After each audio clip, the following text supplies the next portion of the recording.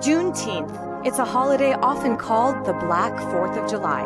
It's celebrated with cookouts, festivals, historical reenactments, and it's one of the most important days in African American history. Juneteenth celebrates the end of slavery in the United States. You see, the U.S. Declaration of Independence stated that all men were created equal, but this didn't apply to black slaves.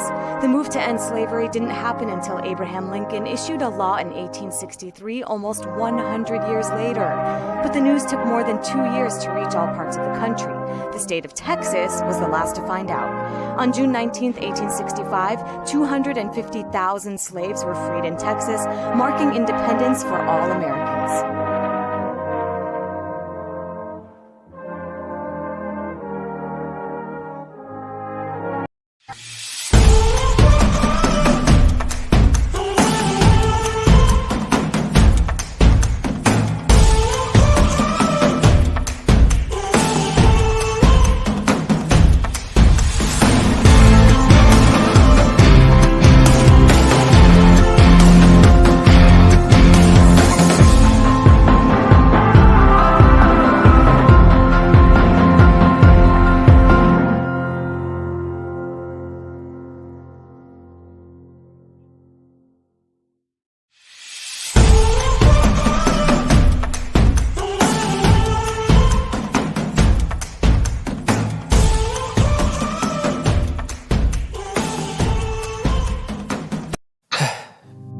We've all been hurt at some point, even abandoned.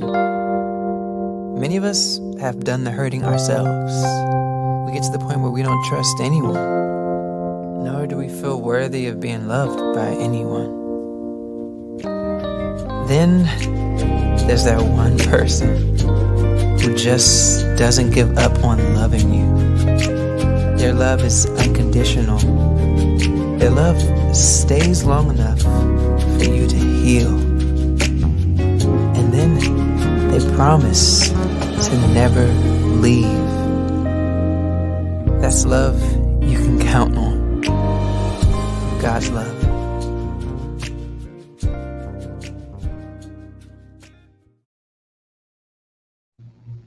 Hey everybody, this is David Evans, the president of the PIC TV Network. We're so excited for all of you who are watching around the world. The PIC TV Network is on once again, and we're so excited for all of you who are watching. Tell your neighbor, tell your friends, get everybody excited for watching the PIC TV Network. Our news talk is on.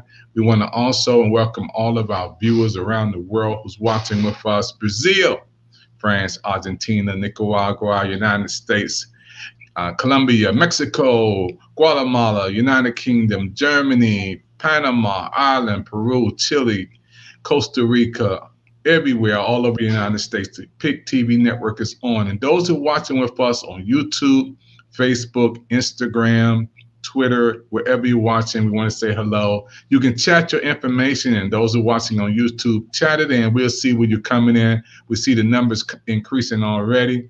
We're so excited for the PIC TV Network. Managers are in with me today on this presentation. We're happy to have Michelle Cox from Atlanta, Georgia. She's our public relations person for the PIC TV Network, bringing in big people from all over the world to our network. And we're so happy for Patty, Patricia from all the way from New York. The Big Apple is on with us today. We're excited for all of you and watching around the world. Don't forget, we are on the PIC TV network. Those who are watching with us on Roku, the PIC TV network is on. Tell somebody, come on in right now. We got some good information we're going to be sharing with you in this presentation. Michelle, how you doing tonight?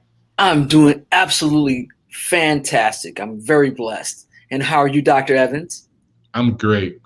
How you doing, Patty? I'm fabulous. How are you? We doing Ready great. for We a hot excited. topic again. We just bringing in a brand new burning hot topic. You know, we were thinking about what's happening around the world and how America is being transformed right before our eyes. And I was talking to Michelle, who is the computer lady. She's also powerful in the area of AI, you know, artificial intelligence. She's a genius. And I wanted to come in and let's go right into this. Let's get down to business. We're seeing America change before our eyes, and gentrification development is happening right before us. Now, I want to ask a question, and I want to throw it off to Michelle right now. Michelle, you said it's not new. I'm thinking this is new. I only been here for 50 years, 50 some odd years. I'm thinking this is new. Why did you say this is not new? Well, it's not new because it's actually been happening for a long time. The thing about it is, let's think about the Olympics in Atlanta. That happened back in 1996. So a whole lot of people started to get displaced to bring in the Olympics. Then we had the Clinton era where they were saying, okay, let's get rid of public housing or public assistance. So in the Atlanta area, all the public housing got wiped out. And in those areas, they have built high rises and mixed use properties where there used to be projects. People that were on Section 8, or as they say, low income housing, were living there, but they've displaced all these people. And that's when gentrification started. Now, if anybody remembers the movie Barbershop, that in similar way was able to talk about gentrification because they had corporations coming in and they're taking areas that they call blighted and taking them over. Now, let's think about how this whole thing started. Back in the day, you have to remember, Black people could not get signature loans on property. They couldn't go into a bank and get a loan. So they were redlined into these small areas. Or as a sister friend of mine on Clubhouse said the other day, you know, you have a little dog and at first you keep them in a little playpen and then you make sure that you got a bigger yard, but you fence in that acre of yard. So that's what redline is like. You can't go out of that section, or you couldn't buy housing out of that section. Well, along with being in areas that we were kept in, not having wages that would go up, we had stagnant wages. Anytime you can't do the things to keep up your property, that also makes your neighborhood blighted. And let's be factual here. When people rent, they don't always care about what they rent. That's why when you own, there's a pride in ownership. But if you're segregated and they tell you you can't own, that's when urban blight comes. So now that people have moved out or they've moved on, or that their land has been taken over by eminent domain, gentrification has happened where corporations and people with money have come in and they've rebuilt these, what used to be slums and projects, into other areas. Now, for the people that didn't want to move, they've used eminent domain and other things to get their houses condemned and move them out of the area as well. But this has been happening for the last over 20 years, and it's been happening all over America. You see it in Atlanta, you see it in DC, you see it in parts of New York, where people are coming in and they're like, okay, we're going to take over this area. You have rent control areas or subsidized housing. They're like, we want to move that out. We want to do something else with it. But The question is not to gentrification, or is it new? The other question is, what happens to the people that are displaced? Because now those people can't move back in because they can't even afford the housing there. And a lot of times they can't afford the housing elsewhere. And that's why you're starting to see a big population of homeless. But not only because of gentrification, because of other things, but when we talk about gentrification, that has a large part to do with it. All right, Patty, you have any questions or you had any comments on gentrification?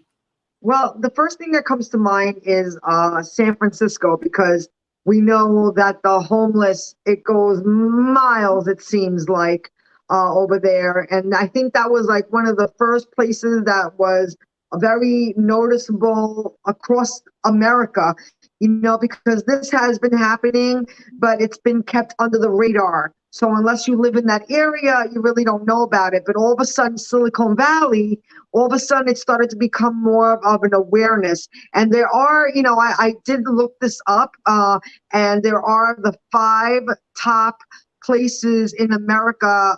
Just in this past year, San Francisco's on the top of that list.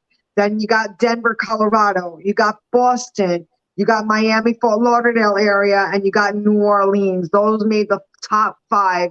And those are big cities. But just to think, that means big homeless, because we already saw San Francisco, what's going on over there. And like you said, these people kind of are just left in the dust. And it doesn't make any sense, because if you have the money to make the neighborhood nice, why not add a building with affordable housing? Everybody is human at the end of the day. So it doesn't seem right to me not to incorporate some sort of rent-controlled housing for people that can't afford anything more. And this was their home, So, yeah, back to you, Michelle. Well, when we think about people and their homes, if you don't own it, if you don't own your home, you are essentially homeless.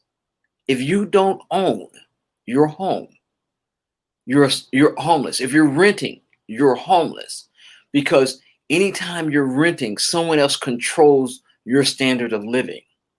And that's the crux of the problem. Now, let's also talk about the fact that we used to have vocational education in school.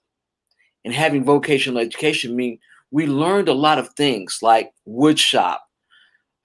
We learned masonry. You might have beginning to learn plumbing.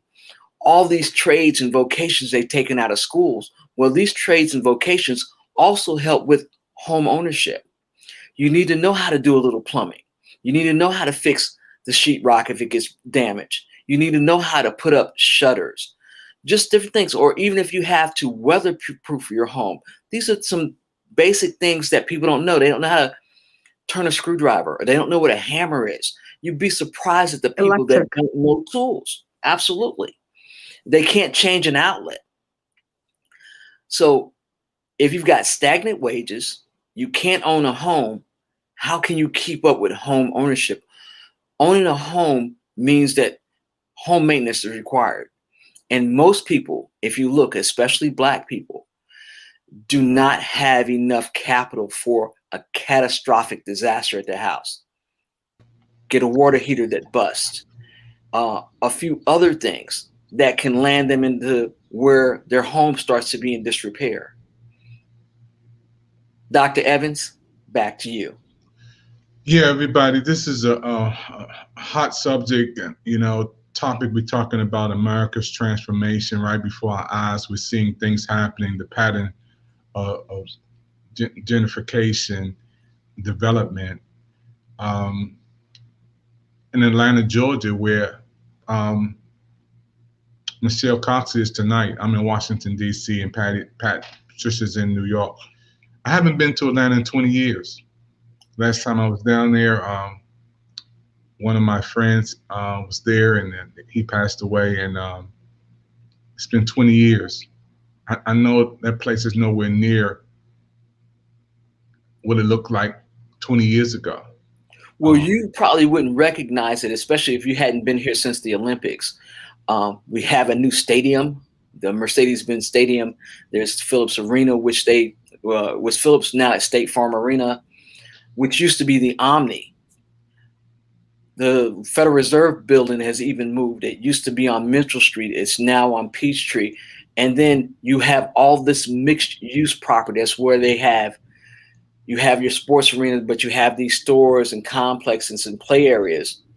And these are these $400,000, $500,000, $1 million condos or flats like they have in New York. And what's happening is, as these start to skyrocket, more people are pushed out, especially people of color, if they don't make the type of money to live in that type of situation. Because anytime you have these buildings that are mixed use like this with these high prices, you also have the tax base to support it. And that also means if you've got $1 million condo, you've got that it's 1.5 or 2% that you have to pay every year in taxes on that condo.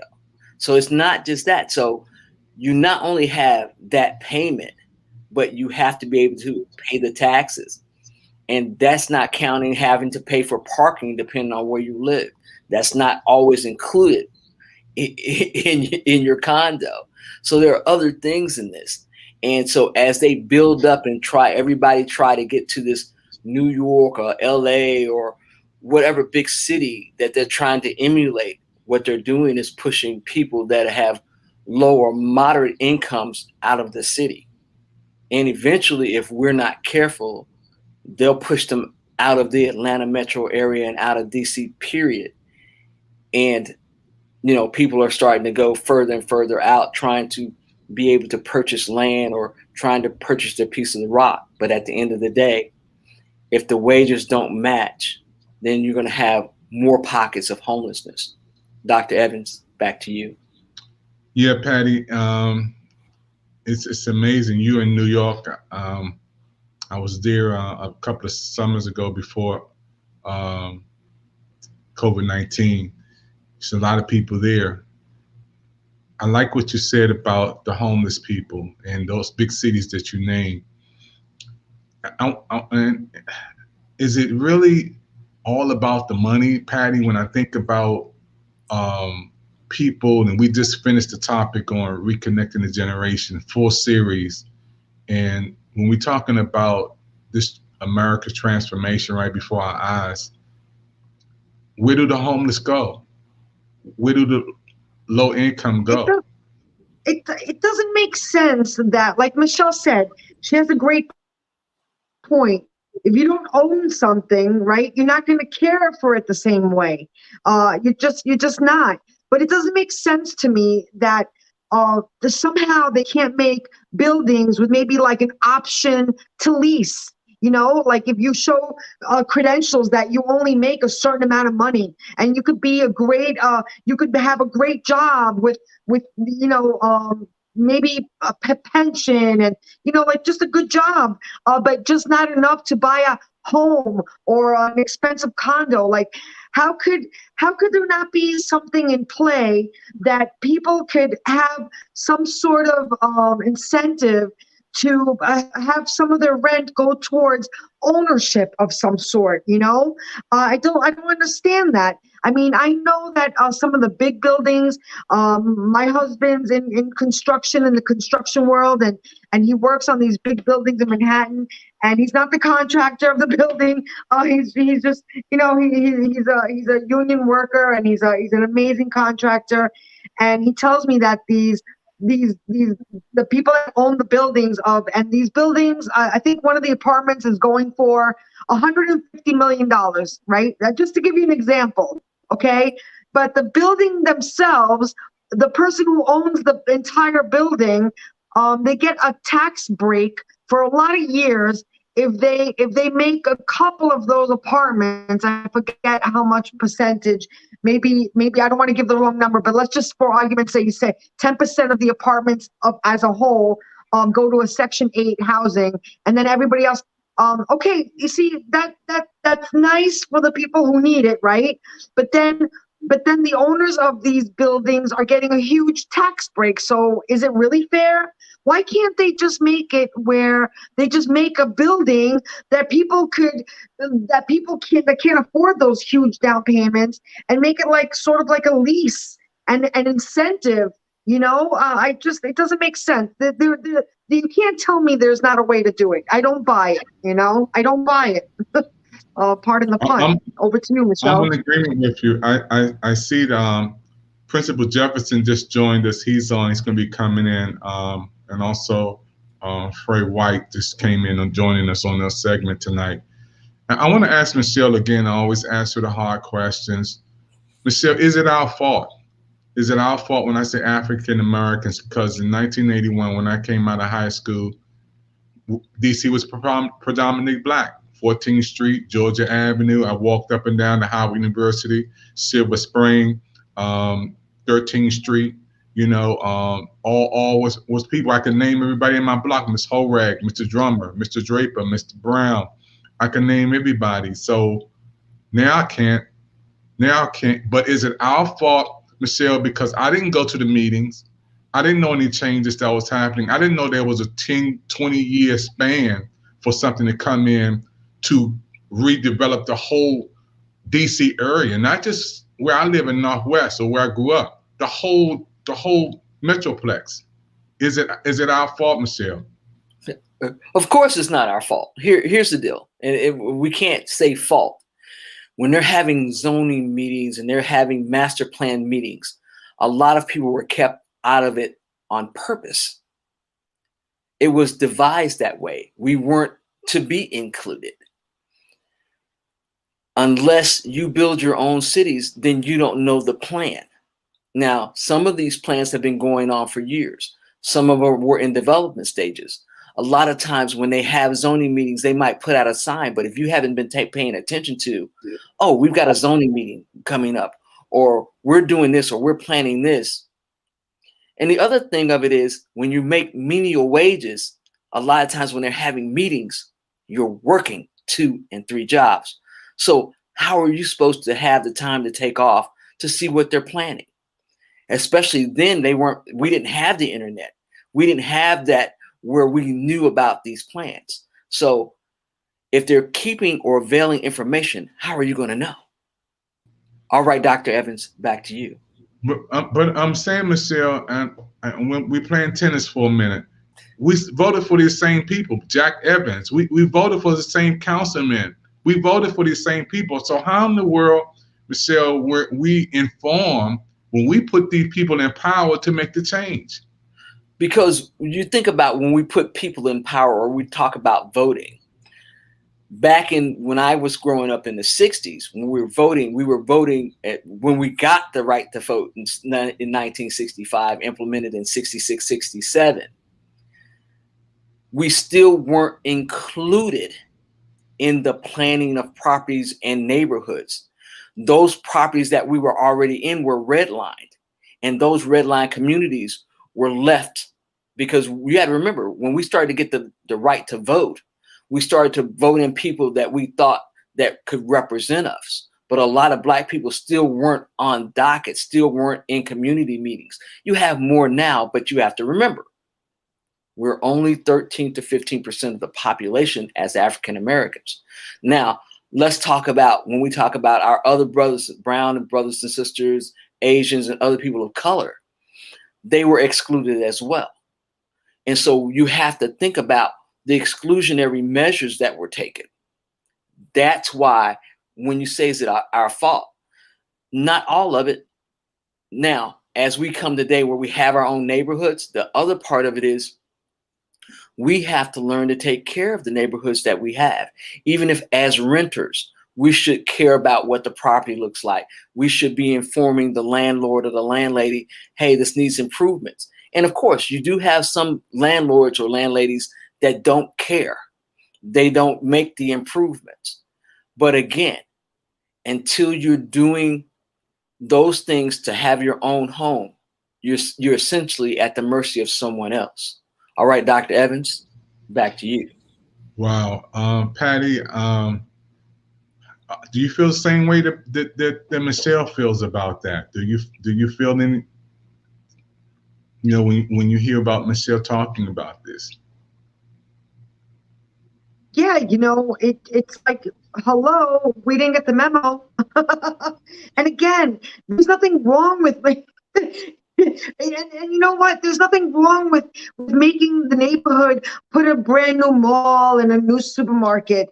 But again, how about the people who were the OG, the original people of that neighborhood, that doesn't seem morally correct, and it's just wrong. I don't care what anybody says.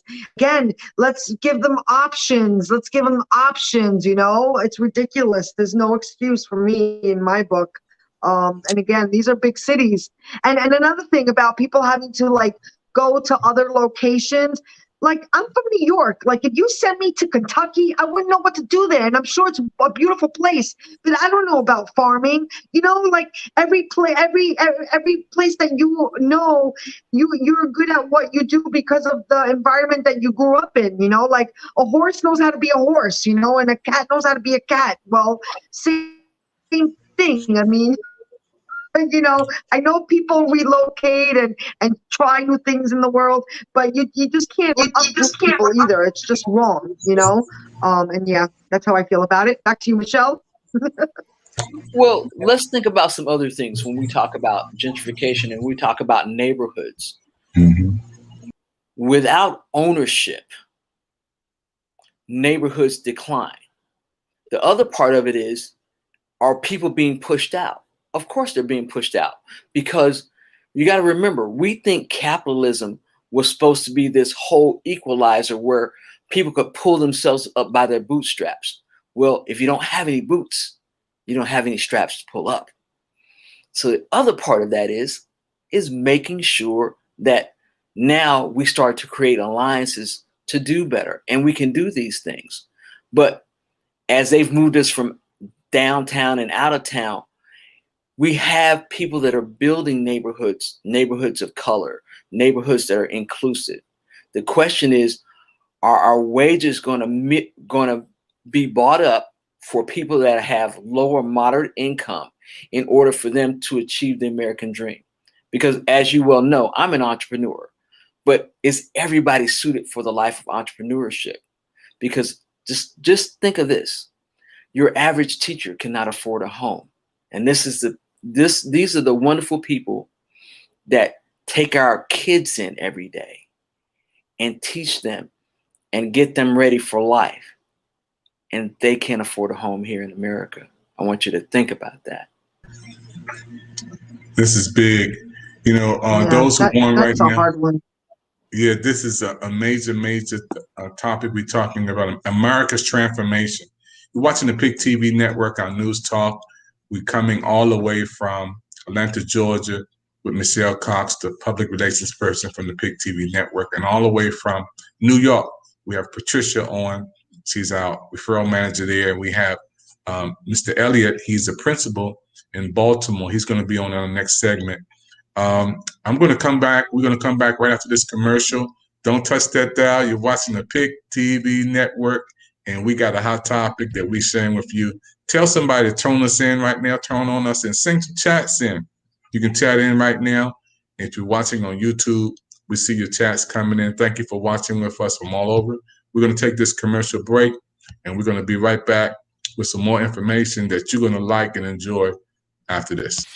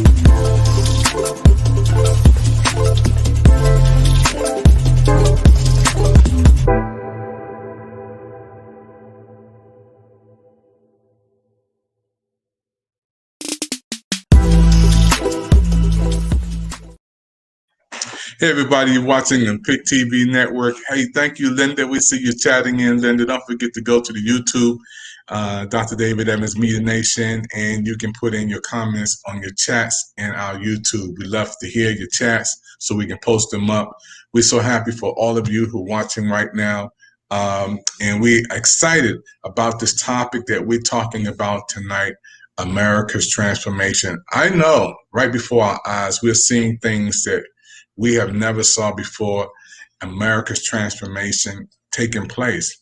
I'm so happy that Michelle and Patricia from New York, they are experts, in talking about this subject because they are experiencing it too. As I live in the nation's capital, the White House is right behind me. The Capitol is right up the street from there. The monument right around the corner, all the statues are here. But when you go into an African-American neighborhood, which was 14th Street, Georgia Avenue, up the street, Irving Street, I was up that way today, near Howard University. If you come down Rhode Island Avenue, even Bury Farms, which was a bad place at one time in Southeast Washington, everything is now transformation is taking place. It's to the point now, if you're African American, like I grew up on Spring Road, when my mother and father passed away, we sold their house. Bad mistake. For that house, my father probably bought that house for like, I don't know, $97,000 back in the 60s, if that much. I remember Dad said the rent was $116 a month when I was a little boy. That house is going for almost $2 million now. It was the biggest house on the block, number one. And 1014 Spring Road, that's where I grew up at. And that house today, we couldn't afford to go back there and move.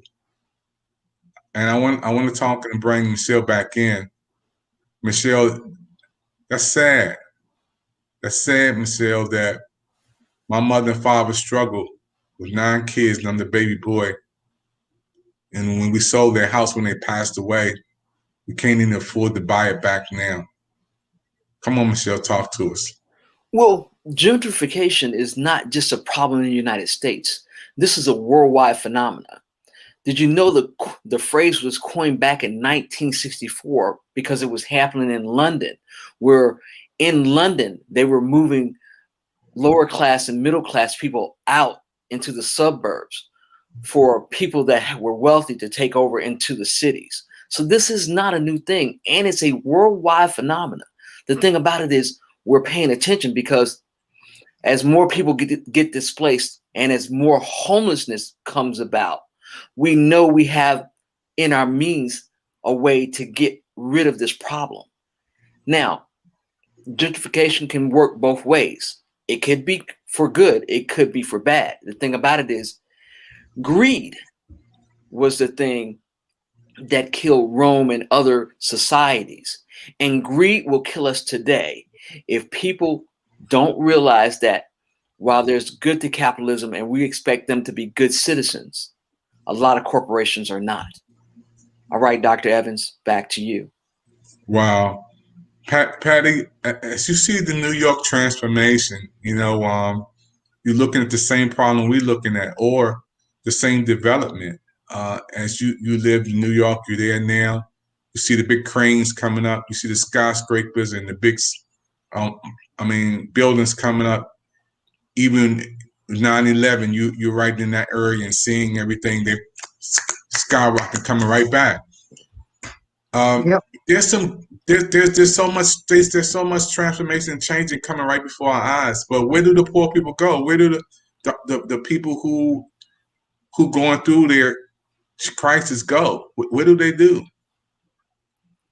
It's not where they go. It starts here. No, I feel like it starts right here. I feel like we're gonna make a buzz and we're going to make a difference. And it starts right here with raising awareness because, again, like we know the problem, so let's start to work on the solution. You know, we know the problem, we've seen the problem, and it's doing nobody no good real fast. So I feel like it's time to start masterminding because we do see buildings everywhere. So the money's there. You're not going to tell me the money's not there. And you know what? If you're into real estate, you know what? Give people a chance to invest, like leasing a car. You know, give them an option to buy.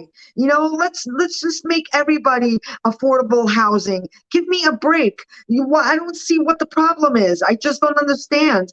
I guess it's easy for me to say, but I feel like there is a solution. It's just a matter of wanting it. And I feel like, you know what, it starts with a movement. And here we are talking about it and disrupting because, you know, something's got to give. And it's time to, you know, not take it anymore. You know, it's just not right. Everybody should have the right to stay where they live and have the option to, you know, put into their own housing, you know, to say the least. So yeah, that's what I have to say about it, Dr. Evans. I don't have a problem with anything coming up, Patty and Michelle, coming up in the communities to make the community better. You know, libraries, it's great, you know, moving out people who not contributing anything. I don't have a problem with making our communities better. But when you don't have a place for those who are in the area, you know, what happens, you know, when you don't have a place for the people who have that community grow, help that community grow, help make that community what it is. And the next thing you know, we got a construction development coming through here, and we're going to tear all these houses down. I'm telling you, Michelle, the park where the homeless was at down on K Street, we rode down there today, me and my sister. It's gone. They putting up a brand new mall there. They're putting up a skyscraper there. I mean, this was where the homeless was hanging out downtown.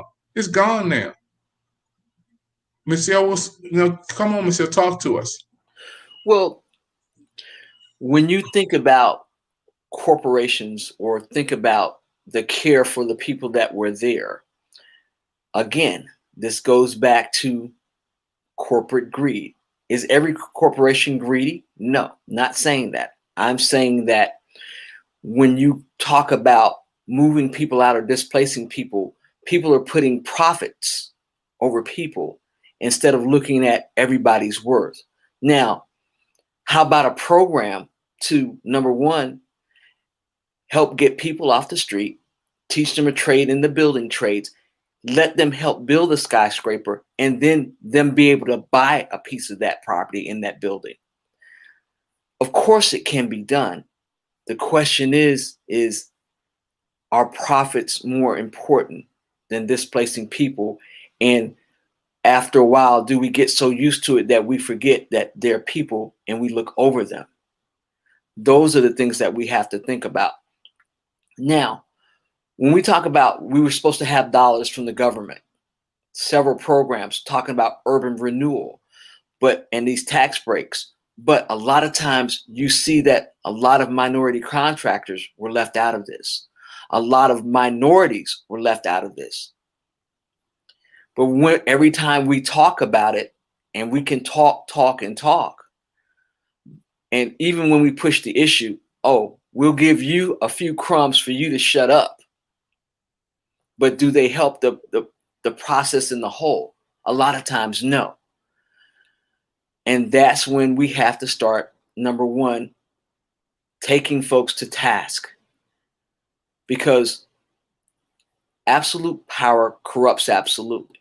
So even some of the people that we voted in that were supposed to, as they say, bring order to this chaos and start to bring people up, got in office and started forgetting about people because they got their own home or they got their own salary, and they forgot about so many people that have gotten left behind.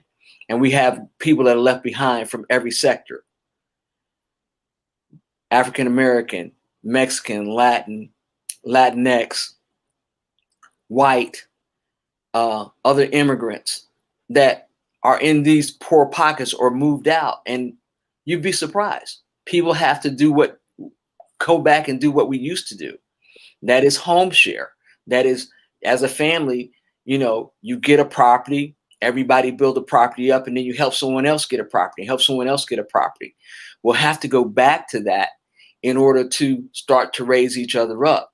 But again, and Dr. Evans, bring in Brother White and bring in the principal, because Brother White is in the construction trades and he's also a minister. And it's one of the things that he is doing and wants to do is help to build each other up. Until we give people a living wage where they can buy and own homes, we're going to see the decay. Or as one of the articles I read earlier today, we will be gentrification into and out of existence. Yeah, Dr. I Evans, believe. that's you. I'm gonna see, can I get Mr. White? Pastor White, we got you in on the Audible. If you want to say something, if you can hear us Sure, on the I will. Audible. Hey, Yes. thanks for having me. I'm listening here. I'm kind of just digesting the dialogue and actually the reality. Can you hear me? Yes, we can hear you good, sir. Go ahead. And actually digesting the reality of what you're saying. Dr. Evans, I just happen to be working right now as a contractor in Vancouver, Washington. Wow. As well as Portland, because they're neighboring cities, right?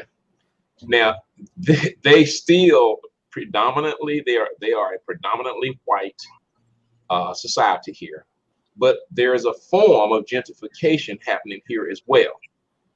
Meaning they're forcing out a lot of the citizens that have lived on properties for generations, but they can no longer afford the taxes. For instance, let me give you an example. In Vancouver, Washington, a couple of acres of land, you could purchase that, let's say 5 years ago, maybe a couple of $100,000. Now it's upwards of $500,000, $700,000, $800,000. This is in Vancouver in the Portland area. Now, you know what's been happening in Portland, where they've got such a homeless problem, and COVID. And let's not leave out the effects of COVID. COVID has actually kind of put us to sleep. So now we're waking back up again with this huge problem of homelessness because there were no jobs. Now people have lost their houses. It is major here. I was driving downtown yesterday, and they've got so many homeless people all over Portland. And so now I'm from Atlanta. So I was born and raised in Atlanta. I've seen the gentrification. I can talk forever and I won't, but I'm just saying that I came up in the Maynard Jackson era. Several of the black mayors, Andrew Young, the big developers, Herman Russell, the Watsons, all of those people that came in and made amazing progress in Atlanta area. And then as the certain politicians got into office, just kind of piggyback onto what you were saying about what our politicians do. And they're just politicians, but they partner up with these business entities and forget their constituencies and forget why we elected them. And so they a lot of under the table, a lot of deals that are broken. And I'm not saying that our past mayor brokered this deal behind our back, but for instance, we didn't even hear about the new Mercedes building, the Mercedes Stadium, until it was done. See, it was kept on. I'm sorry, when they moved the Braves to Cobb County, we knew nothing about that deal. It was an under the table deal, but then it broke it in also kind of pushed the Mercedes thing as well, the Mercedes building. So it's always under the table deals that are going. Big business is big business. And this is a capitalist nation, country built on capitalism. That's the way it is. Do we have the means to change it? Yeah. On the grassroots level? Yeah, but you've got to get those same politicians that we've elected to speak, to be our spokespeople, but they don't. They get into the business arena and they become wealthy because they're cutting deals with big business. I don't know if you know how Publix works. Publix won't even build a supermarket unless they have a certain demographic. They won't do it. Walmart the same way. That's just the way it is. So they come in and do their surveys and their demographic studies, etc., and then they put up those the buildings to accommodate the demographics. So it's these things are on the table sometimes 10 years before it even hits the concrete, before anything's built. Yeah, I think we talking past it. That's amazing, and we definitely got to have you back on to talk some more about this, especially being in the construction field. Patty, when you look at again New York, one of the biggest places on earth, where people come from all over the world. Of course, they have to make New York new, with a lot of stuff going on to keep it popping and trending. But again, at the expense of the poor people, where do they go? That still hurts me when you name this. All those cities, and the longest lines in the world are the poor people's lines. I don't know. And even Pastor White, even not so poor. The taxes in New York are really crazy. The taxes, forget about real estate. I mean, the taxes are out of this world in New York. And I know so many people that are moving, not because they're ready to retire, it's because they're ready to stop paying such high taxes. And, it's really bittersweet, I'm talking about, middle-class people that are just fed up of paying ridiculous taxes.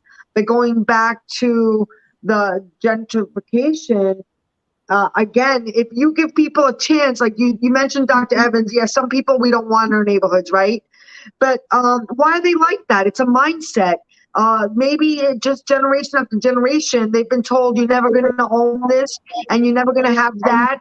And it's a matter of like the state of mind that we're putting on those people a stigma, and it's not fair just because they didn't get to go to college or they didn't get to get that awesome job that is able to afford that big house or an expensive neighborhood.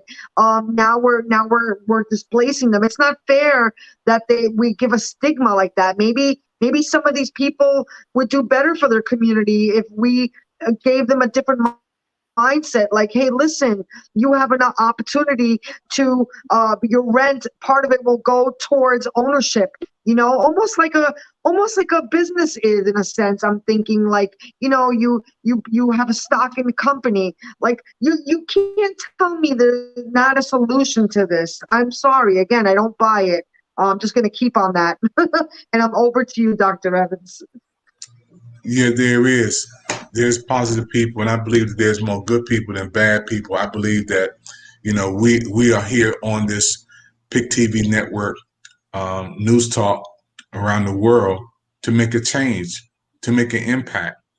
We are in 2021, as Michelle said, we are in a brand new place where we can do some great and awesome things, like have our own television network, controlling our own news, our own content, talking about stories that they may not talk about on Fox 5 or CNN or CBS or NBC4.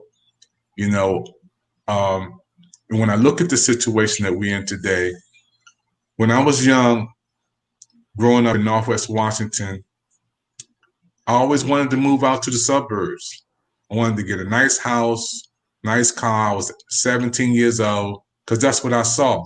I saw the suburbs being the elite place where you can leave your door open and come out here where I live now and, you know, enjoy the best of life. Only to discover that's not so. It seemed like now everybody else moving to the city, you know, and these people, I was thinking about moving to the suburbs. Now they moving to the city. I mean, the mindset just switched up, Michelle, where, I mean, everybody wants to move to DC now, and there's something popping up. Everybody wants to move to the inner city of New York and to the inner city of where Pastor White is. So, and if we keep thinking like that and not owning and take ownership of some things, like you said, Michelle, we're going to be in trouble because there's a generation right behind us. Matter of fact, there's 2 generations right behind us. The millennial generation, the tech generation, they're twins. You know, so what do you do when you have twins, Patty? What do you do when you have twins, Michelle? They're right in this generation. You know, so Double trouble. yeah, I'm looking at the fact that we who are on this line today have to be the mentors, the teachers, the role models, the owners, to give back, like we've been talking about for the last couple of weeks on our series, Reconnecting the Generation. You know, because my son is 27 years old, Amos, and my other son is 31. He'll be 31 this month, Stephen Evans in California. What kind of world are we leaving them? What are we leaving them? Because it's a mixed message. It's a mixed message. And I say that because of this, Michelle. If I wanted to move to the suburbs, I'm here now. Now I want to go back to the city.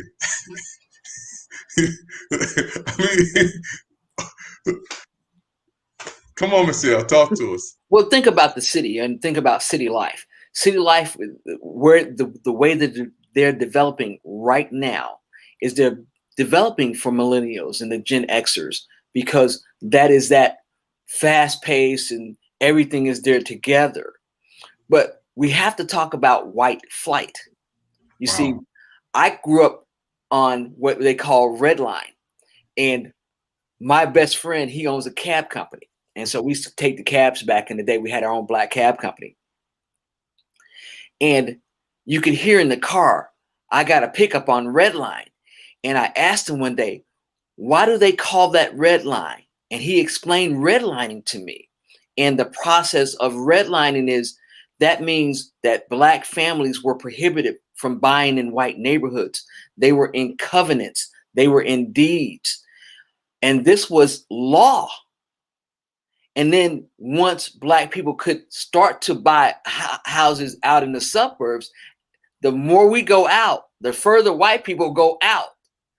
But now, as gentrification and these other things are coming in, what they're doing is the properties that we couldn't even buy, because you got to remember, a lot of people that were living in cities that couldn't buy were still renting. Those owners sold those houses to corporations. These corporations are coming in and like, they've got all these plans and developments, as Pastor White said, that have been on the table 10 or 15 years. And now they're enacting this without any input from lower class, middle class, and poor working people of all cultures.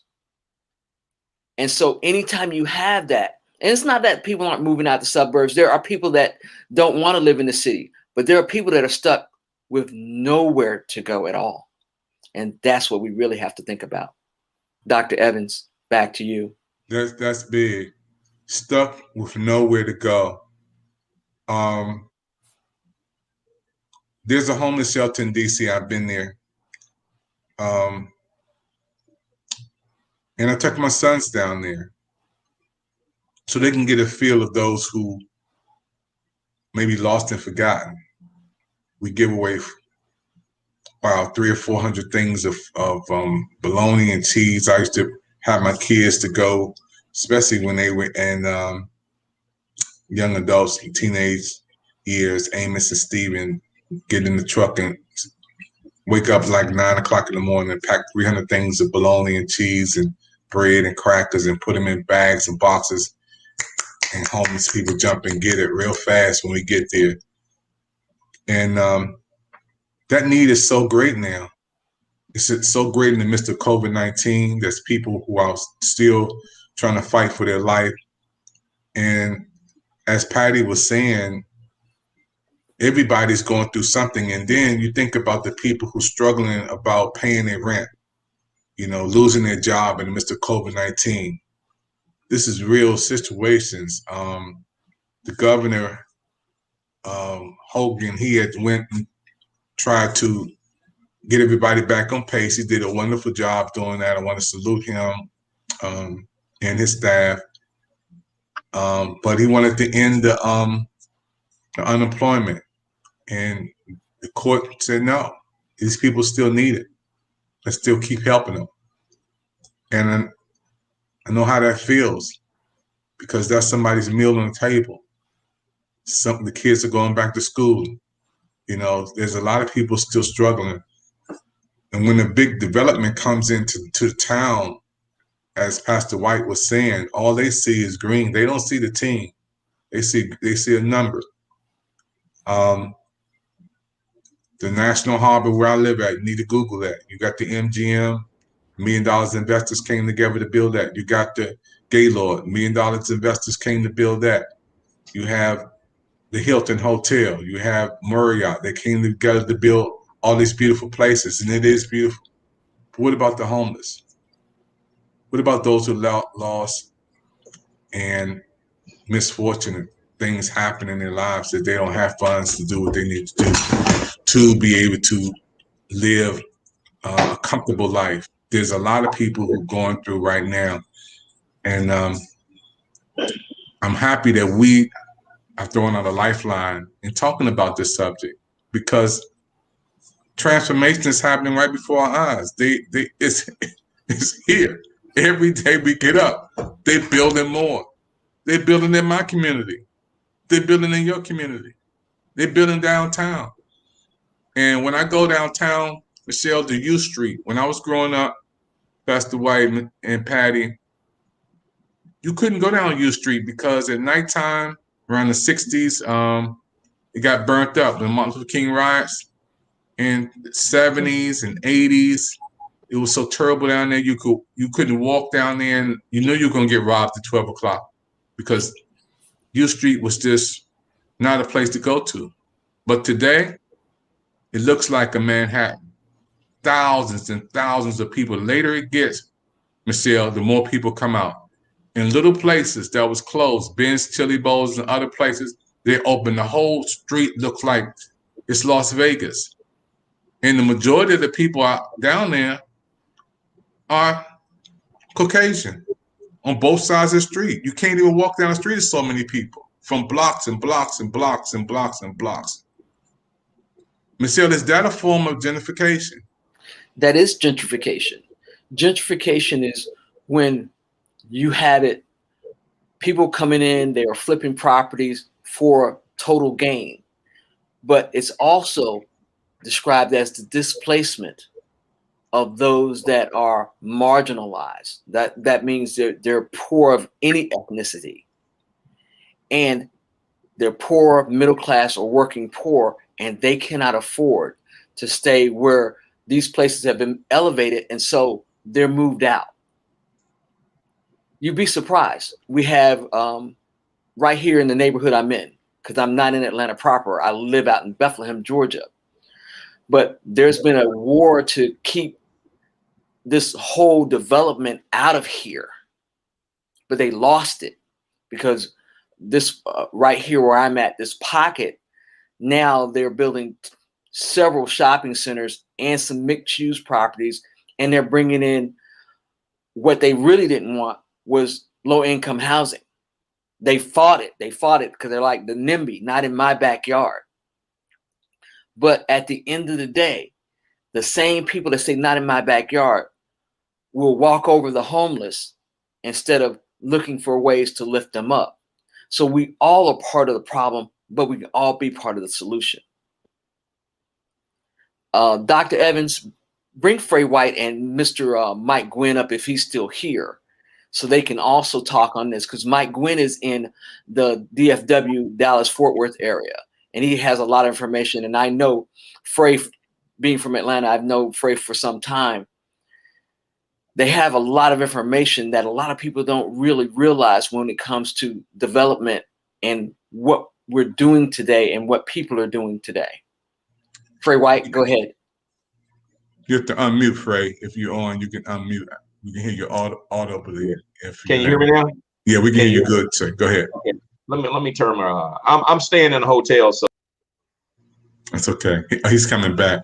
You know, when we think about this issue that we're talking about, it's very sensitive.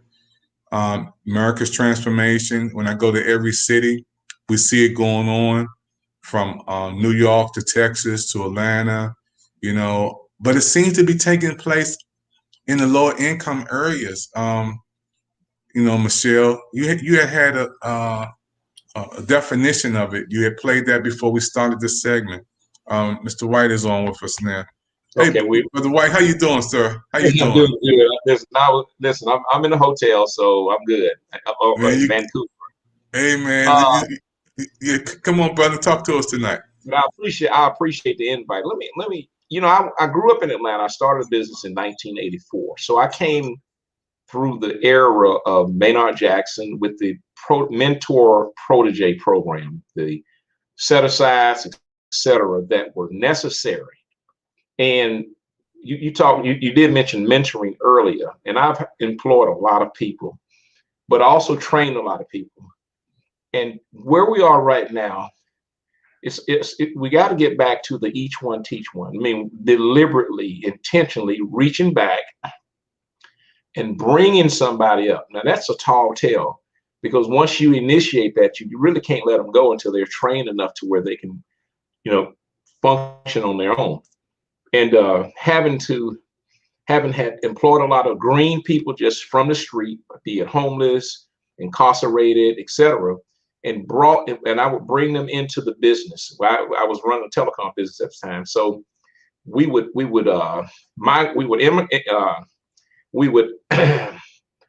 them in and put them with groups of guys that work with us. And over time, they would learn, they would pick these skill sets up to where they were able to go out and either start their own business or work for a company. So there's no way that even homeless or just somebody down, undertrained, underskilled, you got to go back to this place where, and so many people are underskilled now because of all the jobs that have been taken, you know, just kind of soaked up because of the internet. And you don't have those, well, with all of the construction projects, you just don't have enough manual labor, trained skills. It's so many different components that are and elements that create bigger problems, because you got people that have criminal records and they can't get employed. I mean, they won't get past the interview process or even the application process. So it takes employers, it takes us partnering with employers who's willing to take a guy that's been incarcerated, take a gal who's been on the street, whatever, downtrodden, and basically mentoring them and having to overlook the fact that they do have a record. But just, that's what it's going to take. It's going to take companies that are willing to say, listen, we know you've been incarcerated, or we know you've been down and out, we know you're homeless, but it takes corporations to partner up and corporations to have some compassion, I believe, and I know this, to help these, you know, to help people, not these people, but to help people. It's a hand, not a handout, but a hand up. And it's got to be something that's not just a week or two, but it's got to be, you know, it's got to be long term in order for them to become free and skilled enough to move on their own. That's what we used to do in our company, and not deliberately or intentionally, but it was just a part of the program. It was an evolutionary function that our company. I mean, I would take guys that never had skills, guys that were homeless, guys that had been incarcerated, and we would put them with groups of guys, and then didn't really know what we were doing it that way, but it works. It just works. So yeah, I mean, it's a lot. We got a lot of social ills, but it will take people mentoring, the protege program, the hand not out, but the hand up over time, 2 or 3 months or 4 months. Because once you initiate that and that person feels that you care and you love them, you can't drop them. You gotta work past all of the stuff that comes with that individual. You know what I mean? It's a lot. Yeah. It's a tall order. This is big boy, big girl stuff.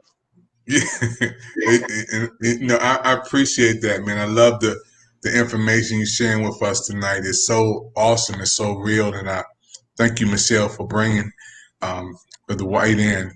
We're going to take a commercial break, and we'll come right back. Everybody's watching. We're talking about America's transformation right before our eyes, the pattern gentrification, and it's happening right before our eyes. Those who live throughout this, I'm a 60s baby, 70s, 80s, 90s, and now we're seeing so many things transform right before our eyes in our own neighborhoods. And where do we go, from here?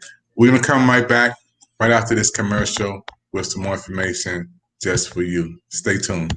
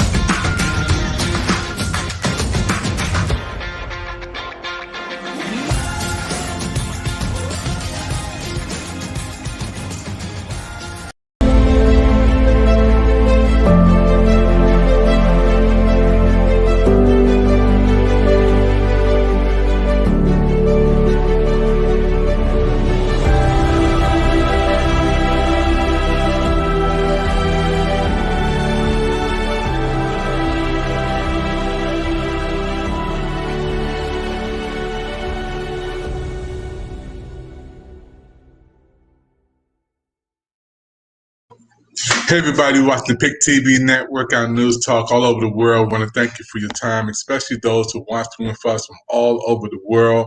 Thank you for being with us. We are so excited. Brazil, France, Argentina, Nicaragua, United States, Colombia, Mexico, Guatemala, United Kingdom, Germany, Panama, Ireland. Thank you for tuning in with us all over social media. Those who are watching on YouTube, those who will watch the replay of this, watch it and watch it and watch it some more on the PIC TV network, our news channel. And don't forget, we will be here again to give you some more information. As we close out this segment, we're going to say shalom. We're going to say goodbye. Pat, I was thinking about, wow, New York and this change. We're going to have to keep this series going for a while because this is very important. We know that there's hope because there is God, but we have to take ownership. We have to be in a position that we take the PIC TV network and put it on the forefront. We're trying to come on in different places like the MGM, on the big screen, or the Gaylord. We're negotiating now, so our television broadcast can be seen in big places and be seen with more eyes and ears.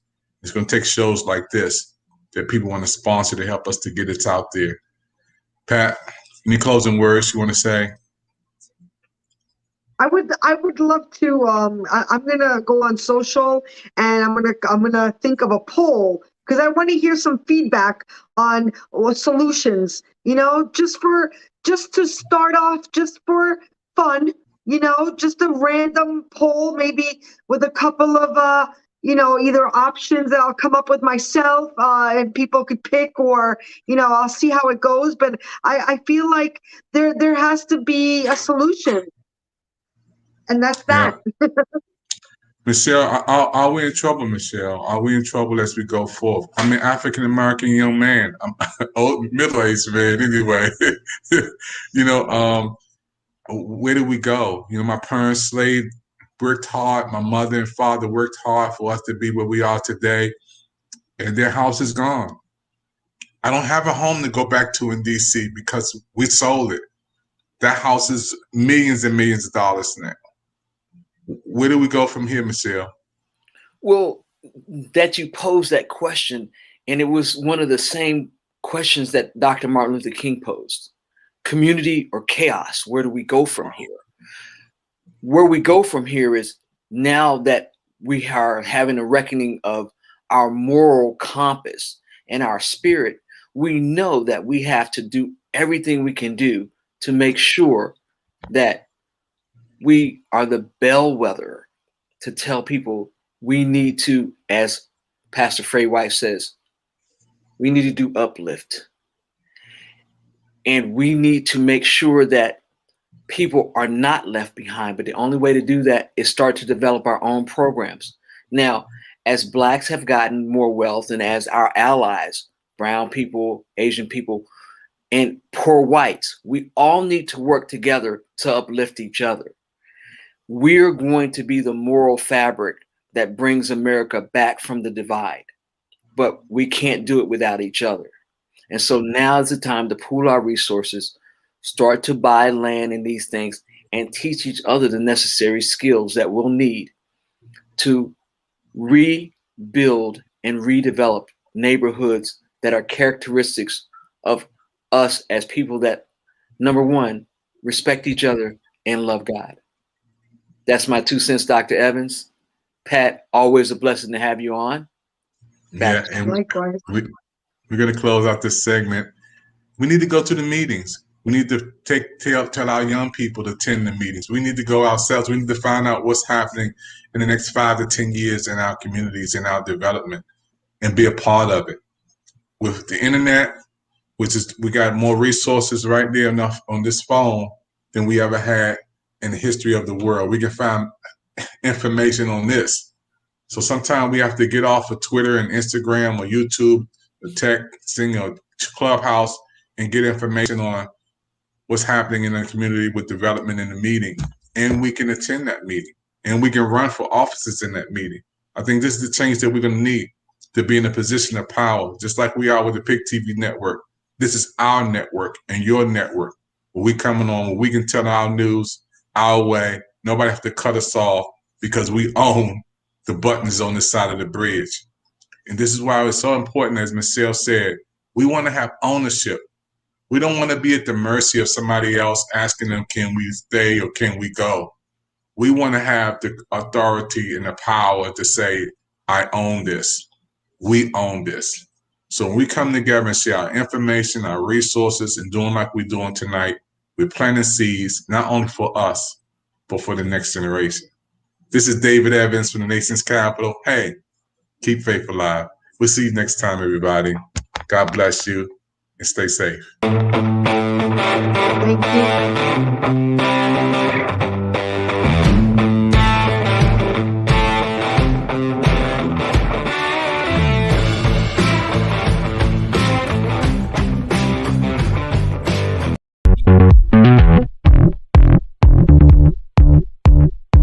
Thank you.